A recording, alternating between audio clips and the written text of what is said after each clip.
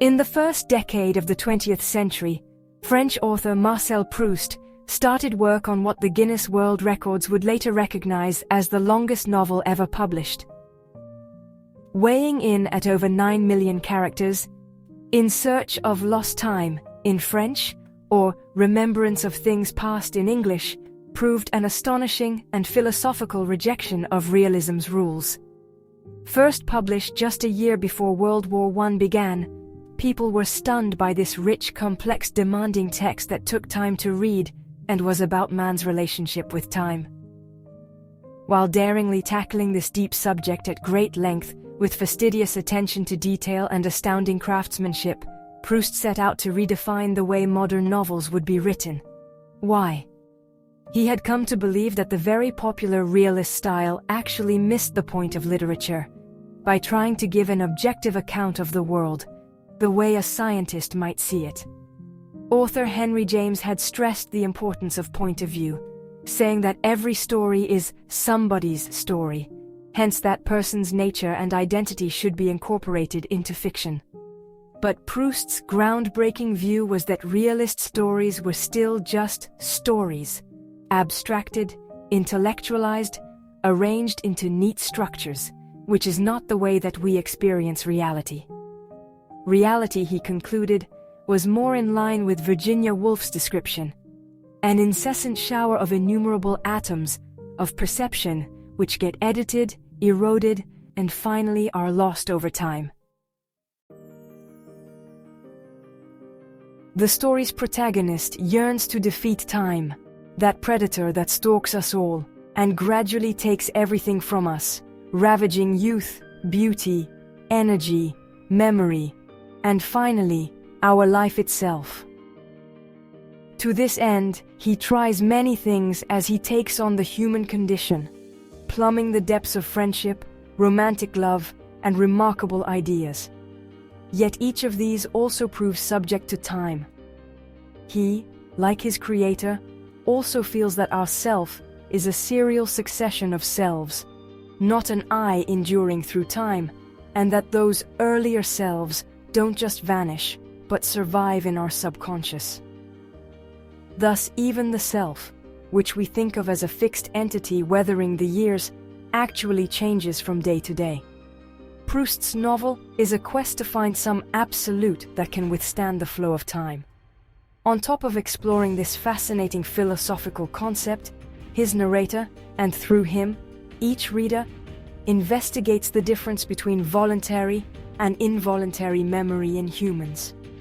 Put simply, Proust sees voluntary memory as our ability to deliberately recall specific things from our past, a haphazard, often unreliable process which weakens further as time ravages us. So he delves into and celebrates our other, oft-neglected power, triggered by association's involuntary memory, which appears to store entire experiences in our unconscious depths.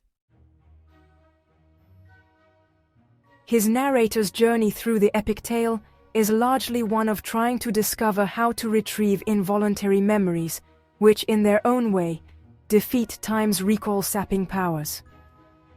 The idea of man's battle with time is of course as old as literature itself, as old as Gilgamesh's epic but unsuccessful quest to defeat time by finding the secret of immortality.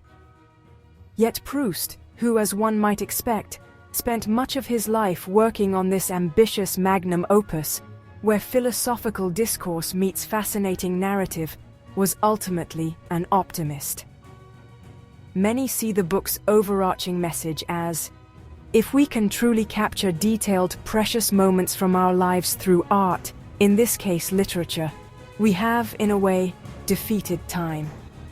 Proust admired French intellectual Henri Bergson, who taught that, to understand reality, we should turn to immediate experience and intuition, not abstract thought or scientific method. Weaving Bergson's paradigm into his storytelling, Proust daringly tackled a big question the philosopher's work raised. How do we fully access that experience and intuition? Ruminating on this issue itself, led Proust to cook up the famous scene critics have called absolutely revolutionary, and the inspired masterstroke that changed the course of modern fiction writing. This moment in Remembrance of Things Past, known as the Madeleine episode, shows how daily life's small things can help unearth one's buried memories. Previously in the novel, when trying to remember Combray, a town in which he spent his childhood summers, Proust's protagonist was frustrated at being able only to recall fragments. Apart from typical summer evenings at Combray, he remembered just one particular treasured night when an extraordinary event led his mother to spend the night in his room with him. That's all his voluntary memory could retrieve. But then he discovers that involuntary memory preserves vast experiences, archived in the unconscious, which can also be retrieved. In his case, as an adult, a plethora of rich, detailed boyhood memories of Combray are finally, unexpectedly, restored to him by the taste of a cake, called a madeleine, dipped in lime tea. The flavor, associated with memories his earlier self had filed when sharing madeleines dipped in tea with his aunt, proves a trigger, unpacking all of Combray from storage in his mental basement. It surely follows, the narrator realizes, that if a restored memory like this can be translated into art, it can be preserved from the erosion of time, making our past, and past selves, timeless.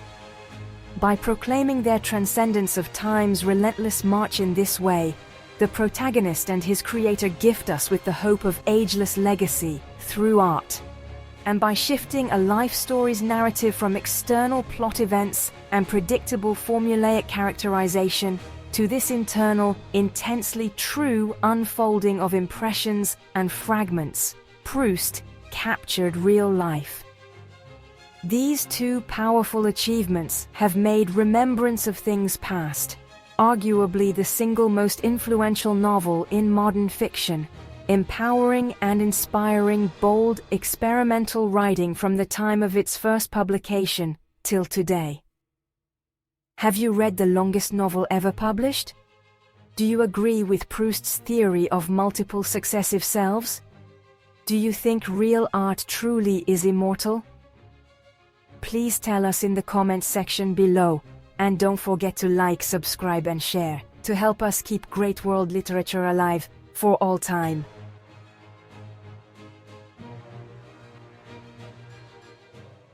Proust's protagonist found his solution to the ravages of time. A much earlier literary hero was offered the chance to totally defeat it, but with strings attached. Hear that story in our episode 3.